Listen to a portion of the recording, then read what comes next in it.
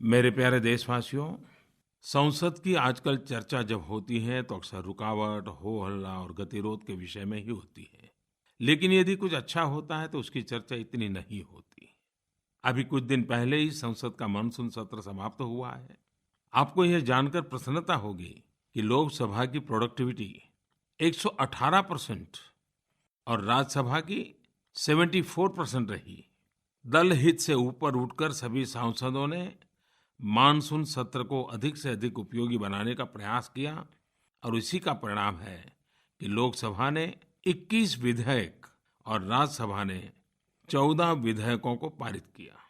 संसद का ये मानसून सत्र सामाजिक न्याय और युवाओं के कल्याण के सत्र के रूप में हमेशा याद किया जाएगा।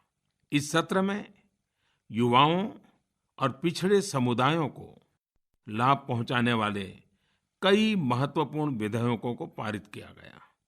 आप सबको पता है कि दशकों से SC/ST कमीशन की तरह ही OBC कमीशन बनाने की मांग चली आ रही थी।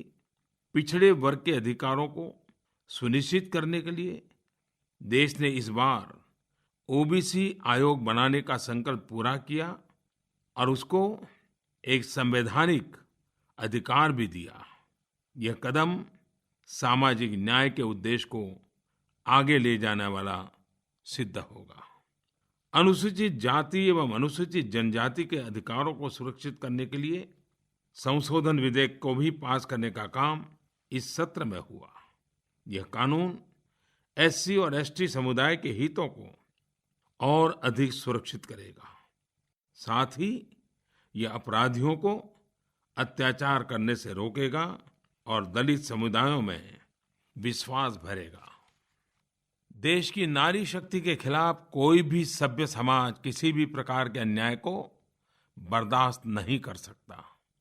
बलात्कार के दोषियों को देश सहन करने के लिए तैयार नहीं है।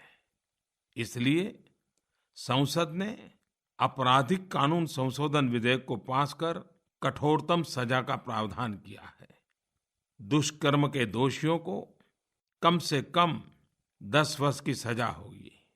वहीं 12 वर्ष से कम उम्र की बच्चियों से रेप करने के लिए फांसी की सजा होगी।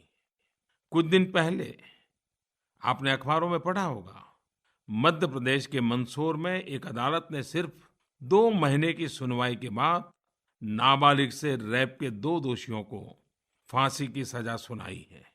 इसके पहले मध्य प्रदेश के कटनी में एक अदालत ने सिर्फ 5 दिन की सुनवाई के बाद दोषियों को फांसी की सजा दी।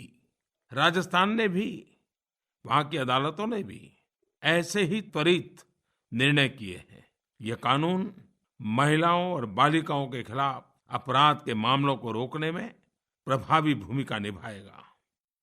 सामाजिक बदलाव के बिना आर्थिक प्रगति अधूरी है। लोकसभा में ट्रिपल तलाक बिल को पारित कर दिया गया। हालांकि राज्यसभा के इस सत्र में संभव नहीं हो पाया है। मैं मुस्लिम महिलाओं को विश्वास दिलाता हूं, पूरा देश उन्हें न्याय दिलाने के लिए पूरी ताकत के साथ खड़ा है। जब हम देश हित में आगे बढ़ते हैं तो गरीबों, पिछड़ों, शोषितों और वंचितों के जीवन में बदलाव लाया जा सकता है। मानसून सत्र में इस बार सबने मिलकर एक आदर्श प्रस्तुत कर दिखाया है। मैं देश के सभी सांसदों को सार्वजनिक रूप से आज हृदयपूर्वक आभार व्यक्त करता हूं।